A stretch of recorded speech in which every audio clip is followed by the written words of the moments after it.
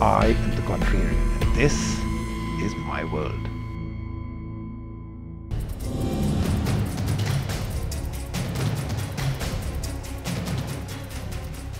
Hi, I'm Saket Modi.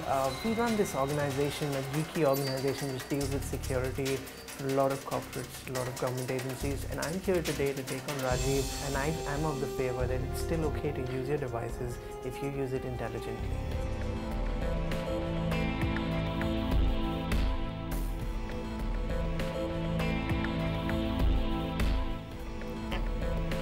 We're back with our favorite topic. Shouldn't really be our favorite topic, except that now it's so close to us that we can't really get rid of it. Hacking. But this time, our debate, our topic is completely different from anything we've ever discussed before. We were very specific the last few times, and hacking seemed to be something that was bad, something that was happening, but it was untouched, didn't really touch most of us around. Today, indirectly or directly, hacking is at your doorstep. We're going to talk about exactly what's happening, how is it happening, why is it happening, and why it's becoming almost impossible to control. And of course, we'll discuss what we can do about it. So, hacking was something that we heard of, something we were scared of, something that we said shouldn't happen to us, identity theft, my mobile shouldn't be hacked into. These were threats, right? But you were removed from it, you were aware of it, and you said, okay, hope it doesn't happen to me. Now the whole problem is indirect. You may not be hacked, but because your entire life now is one digital spectrum, every part of it gets touched. Let's talk about a few that happened. And we'll come down to the most important one. We had a website where people wanted to have affairs. Now, that part is up to them what kind of virtues they have. We shouldn't care about it. But that company got hacked. People's names came out publicly. I actually know a few people out there on that list, you know, the kind of friends I keep. That is a scary thought, that you are on a website, and whatever reasons you may be part of a social media service, your name can come out for whatever activity you've been up to. In the same way, we had rumors Wall Street as well as an airline both almost shut down simultaneously. A lot of people said they got hacked. With the New York Stock Exchange. Yes. So we've actually had all of that happening simultaneously, even though it was denied, but it seemed like too much of a coincidence. And then we'll come to a hacking company that got hacked. What's going on? So that's the point, you know, Rajiv. I've always spoke about this, and if you remember, like last time, the way we ended our show, and you asked me, what is that one thing that everybody should do in order to be secured on the internet? So apart from any technical control, I said that assume that you're already hacked. When you put in your credit card on an Ashley Madison or an adultfriendfinder.com, which was also breached just 3 weeks back, or your Gmail, some very, very normal pictures which you might send on Snapchat. If you assume that that can be hacked, if you use a pseudo name for yourself to start with, I mean, no matter what hacker or what hacking team tries to do across the globe, you'll be secured. So I feel that that's the way, that's the part we start from. We need to understand that we are living in a world where we've again jumped into digital without getting educated of what really digital really means and what the risks are associated, not just from a user's perspective, but also from the technology perspective that is on the other side of the website and the large startups that you see, starting from the e-commerce companies till these dating websites and apps and these communication apps that we have, which we're using on the phones. Since we service so many of them, we get to see that, you know, they've suddenly got the right kind of money to go and spend on the marketing, on making sure that their brand is very, very popular. But they only wake up when they get hacked. Recent examples from the Indian startup ecosystem, starting from the Ola hack which happened till the housing.com, the homepage was breached. We still don't know whether that was done by somebody outside or somebody internal, but that still doesn't answer the question that if you have internal 22, 23-year-old people who are taking care of the technology of a website being used by over 1 million people across the country, you need to be responsible. And I feel that is the basic difference between a conventional Fortune 500 company which has a balance sheet turnover of $1 billion versus a valuation of $1 billion, because I feel because that's inorganic. And they have still not put in the right kinds of systems in place. I'm in the job of protecting these large companies with large valuations, the kind of findings that we come across, the kind of vulnerabilities that we see, because of course we are paid to do that.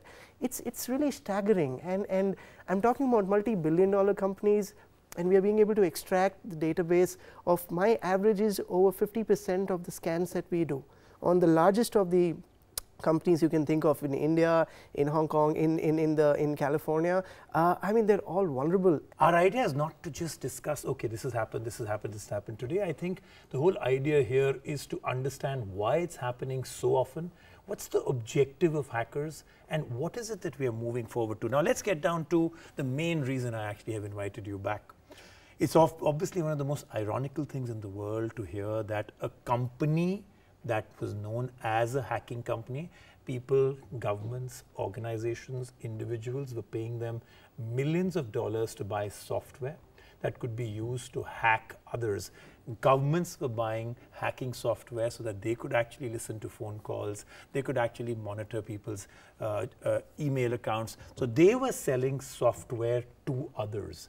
Thus, they should have been the best in their security. I mean, they know how to hack others. They should have been very robust about their own.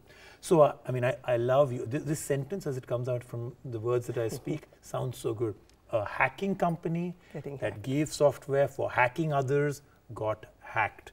Right. Now, the really frightening part of it was who their customers were. That was an incredible list of people. I mean, there was no single company or country in the world that wasn't a customer of theirs, and everybody was buying from them. We also heard India, or at least parts of Indian organizations were buying from them. So what's going on here? I mean, the company's name was, of course, Hacking Team, and they used to provide these professional interception services. What that basically means is they used to research and develop some zero-day exploits. What is the meaning of a zero-day exploit? If you're using a laptop with a Mac OS 10.9 and I have a 0 day for that particular operating system, it doesn't matter what firewall or antivirus you have. If I execute that from my PC, I will definitely go inside your PC. Correct. You can have whatever defense mechanism. And it's lying there, ready to be exploited, and nobody yet knows about it. So when there is a 0 day which is released for that particular operating system, it means that that makes you vulnerable forever. So I have two quick questions for you because these affect us very directly. Yeah. Now, there are reports that all kind of ransomware, you know, I mean, suddenly one day you open your computer, and believe me, this is happening to people in thousands per day. You open your computer and suddenly your computer's got hacked. Right. You can't do anything, and they'll make it sound like they're the ones that are helping you, they're the ones that have hacked it. They'll say, you know, so-and-so vulnerability has been found, your computer is frozen, now to, you know, defreeze, unfreeze it, send so much of money, and people are, I mean, there was a whole Russian company that did this for years and got away with it, and they did parade themselves as saviors, not as hackers, right? And now you've got a new level of ransomware where you have to only pay by Bitcoin. So you can't even get the trace of where the money went. Absolutely. Now that's one part that is becoming scarier than ever. Imagine a day you wake up. I mean, why imagine? You must be seeing it every day. And there's somebody I know who actually went through it in the US. Phone, tablet, and laptop, all three were hacked at the same time. And the gentleman actually paid, and he said, I don't want to take it further, I needed my data, right? The second is what we all dream about, the future, driverless cars. And here we have a car that got hacked through the radio system. I mean, we've got a recall from an entire company saying we've got to take care of this one. Where are we heading with all of this? I mean, is there a solution? And then we'll come to my last question. Why are you guys failing? Okay, so the first question first. So let's talk about the cars. 1.4 million cars. Fiat was the company which got breached, and they're now recalling all the cars because it's as scary as it gets, because, you know, ransomware was just about your data, maybe your credit card information. Out here it's about your life. Imagine sitting in a car and in the middle of a highway, if they actually cut your engine off, which is what they demonstrated out there, they could do pretty much anything to the car. Not just cut the engine off, you can control the steering.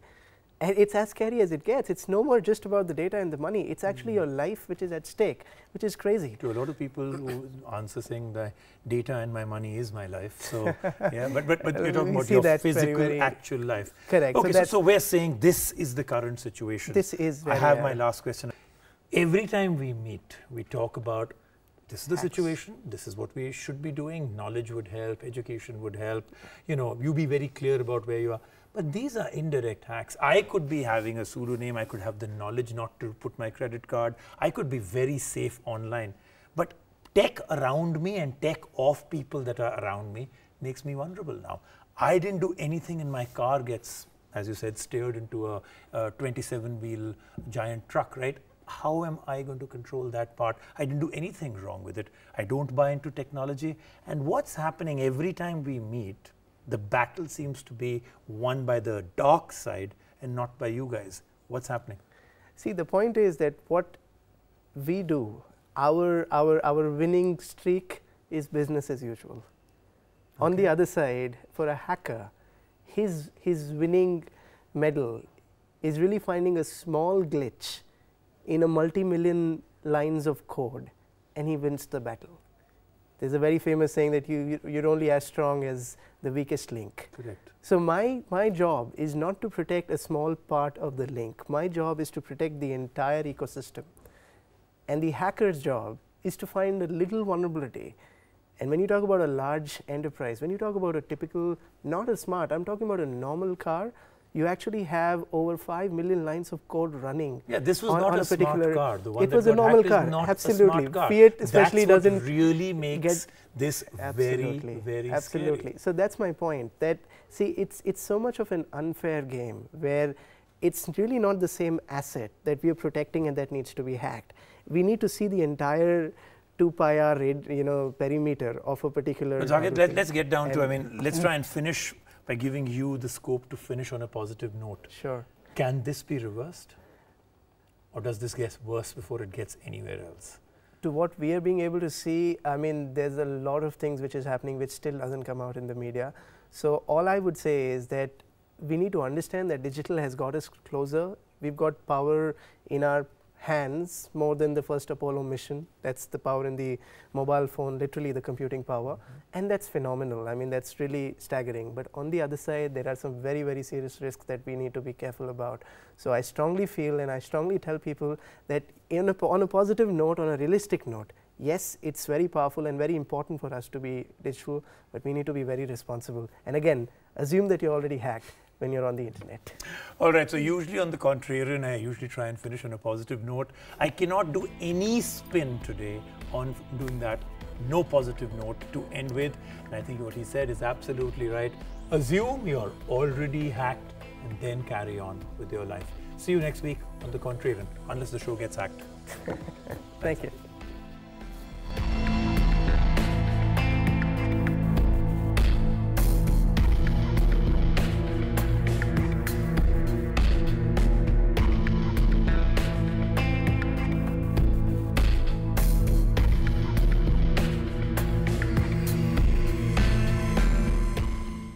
I am the contrarian, and this is my world.